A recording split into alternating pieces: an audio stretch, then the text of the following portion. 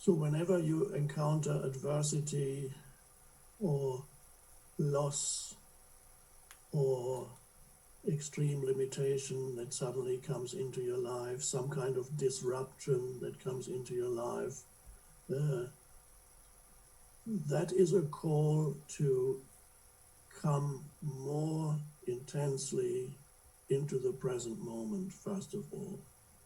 So allow the whatever form the adversity takes, whatever it is that you're experiencing right now, allow it to, one could almost say, force you into the present moment.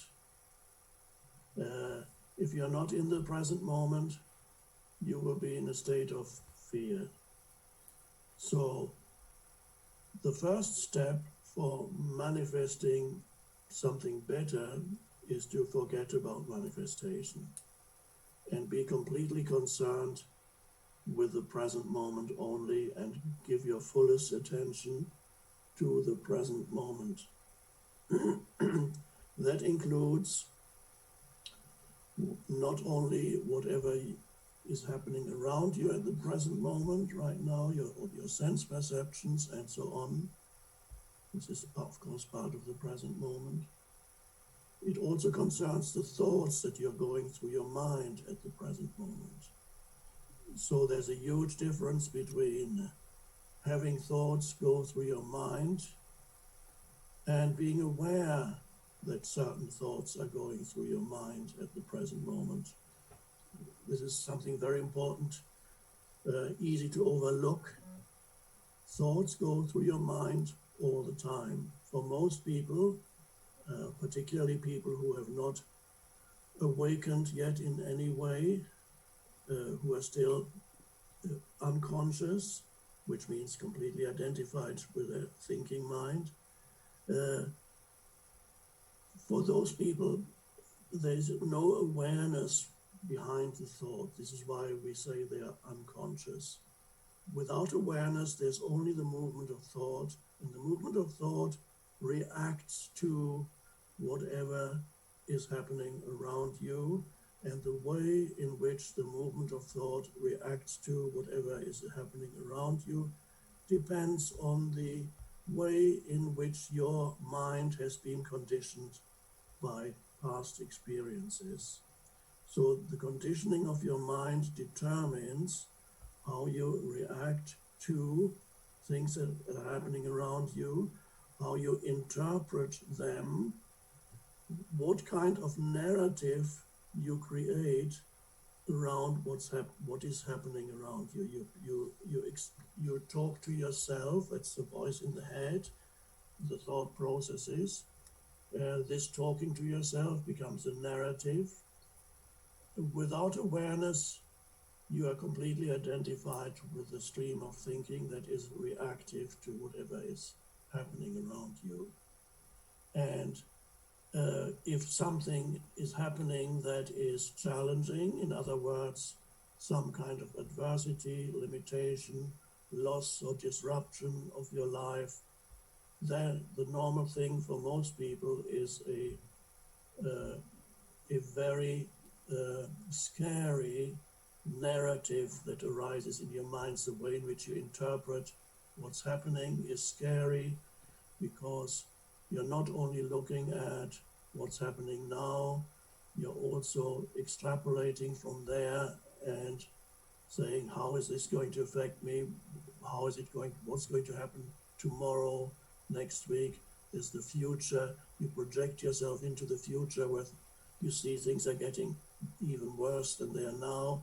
You see already how whatever is happening now, how it's going to affect your life, and you play out scenarios in your mind which are not pleasant, and you don't know what you're doing. You believe that what you're experiencing is the reality, but it's not the reality. What you're experiencing is what your mind has created. It is a narrative that your mind has created as a reaction to what's happening around you.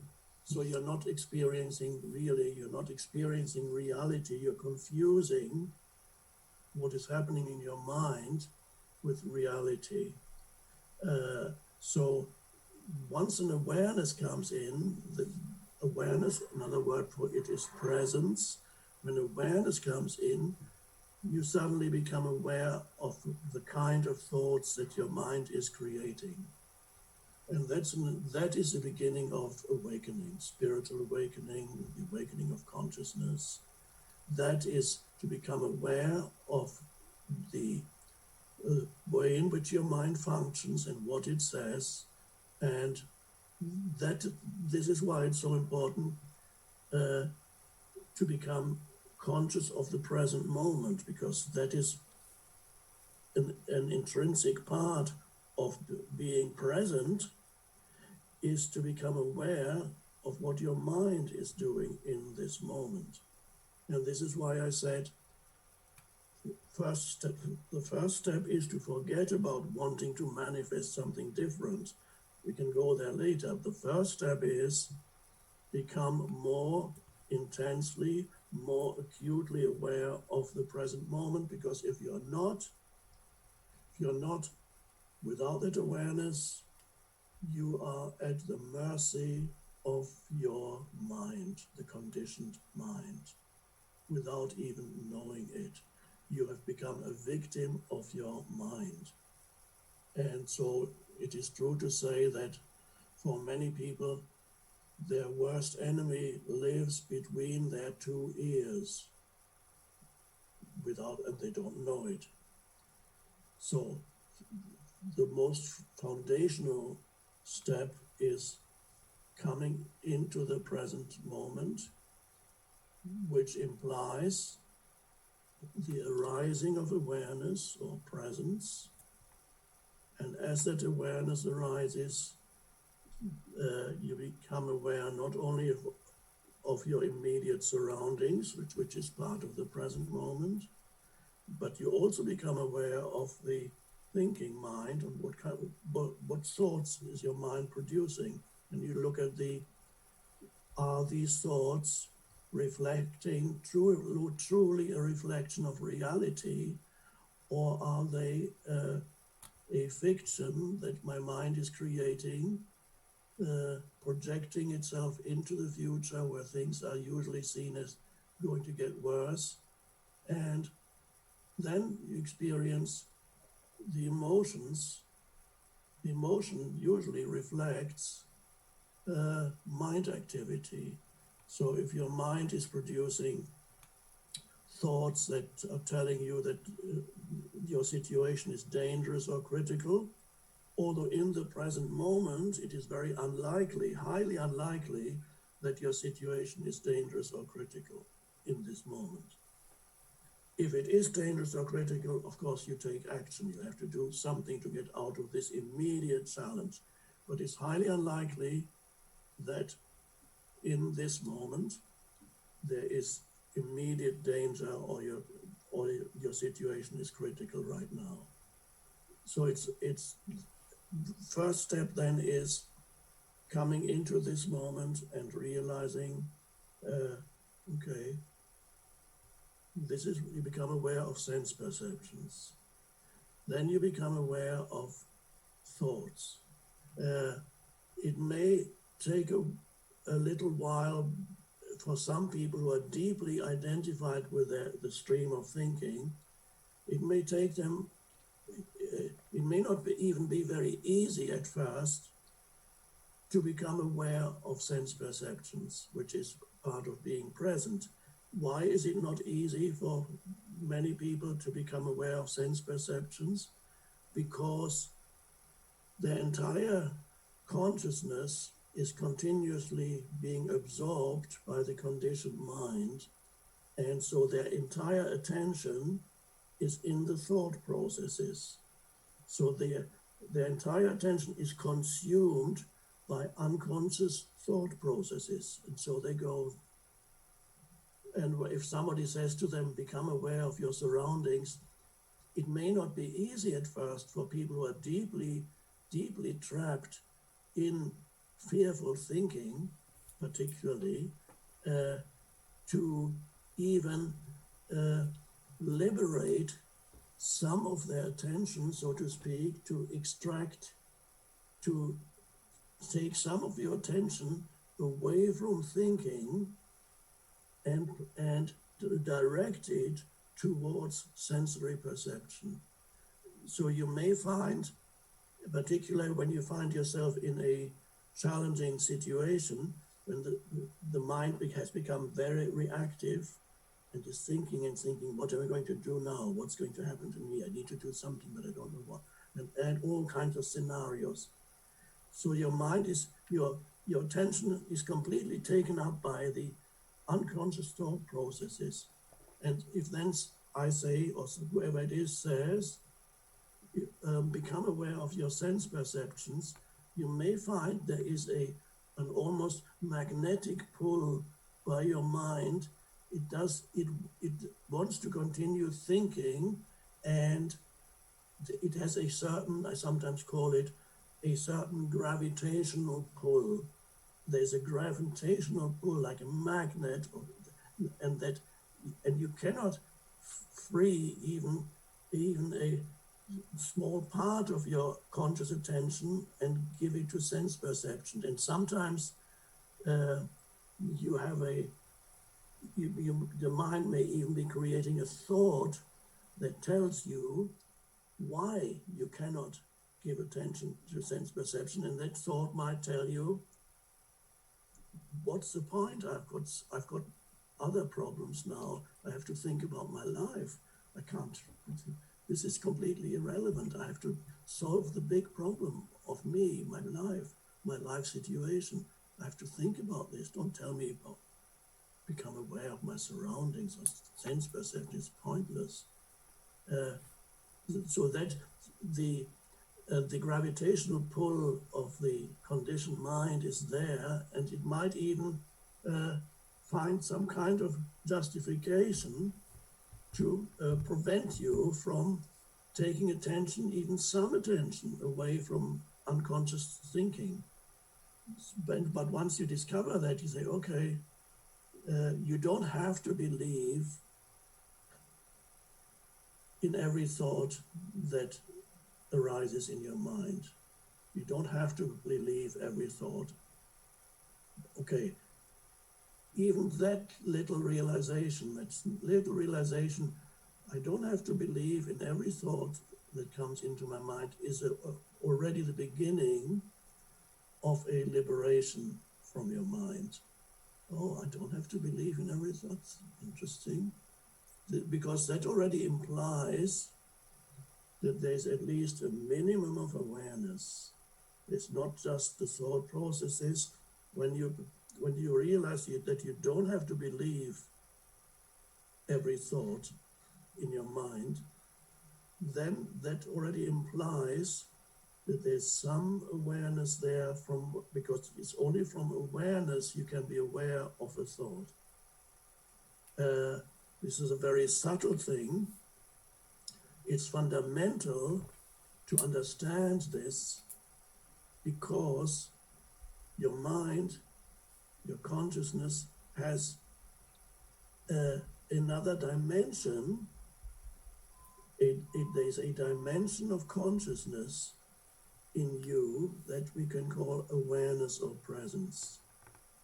And most people still don't know that, and millions on our planet still are so identified with the mind, they have almost no awareness. Some awareness occasionally arises, but they don't recognize it. In other words, there may be occasional moments when the mind subsides briefly. And that's a little bit of a liberation, but they don't know, they don't recognize that, and immediately the mind starts up again. So you become aware of your thought processes, and then you realize how much of your thinking is directed towards the future, how much it is creating a scenario that is fearful, and you realize the connection between what your mind is saying, the voice in the head that says, it's partly a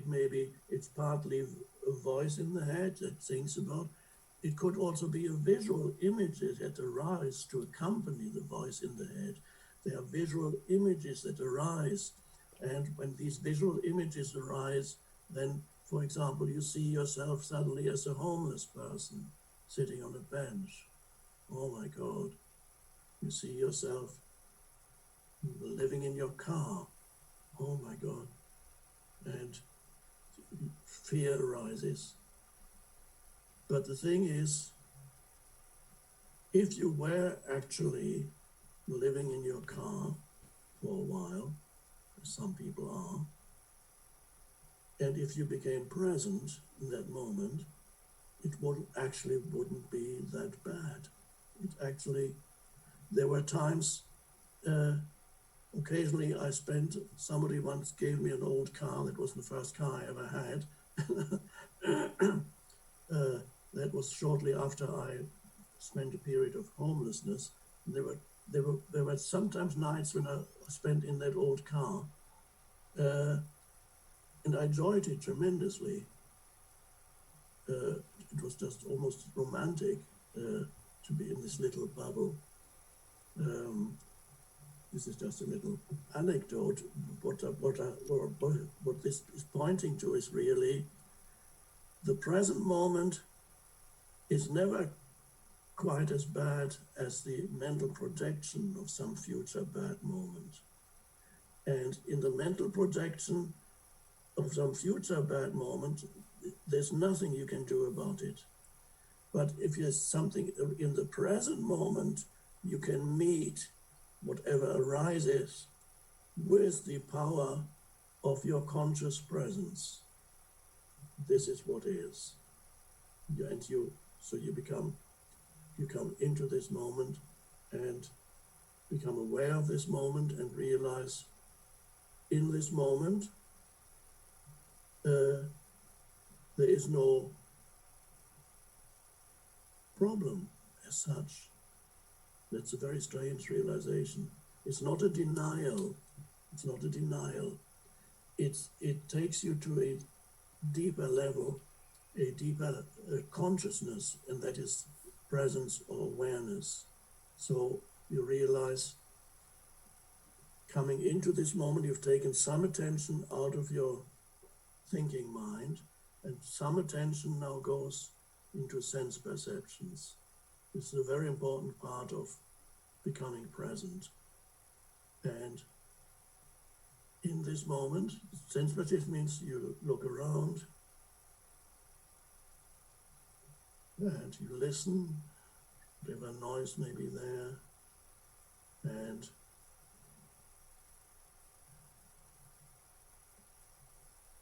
not just, you really give attention to whatever it is you're looking at or listening to. You come to your senses. If you come to your senses, look at the sky, trees. Anything natural is the best thing to look at if you can, but it could be anything. So you come to your senses means there's less mind activity, more presence. And then you become aware that the mind activity that you have been engaged in is ultimately not helpful. That the mind activity itself, the narrative, these unconscious scenarios that the mind created, they are not helpful. You become aware that worrying is not helpful. And worrying, which is thinking in circles, thinking the same things in the same lines again, without any possibility of taking action. Right now, it's not only not helpful, it's actually destructive. And when you become aware of that, you can more and more let go of unhelpful mind activity and replace it with aware presence in the now.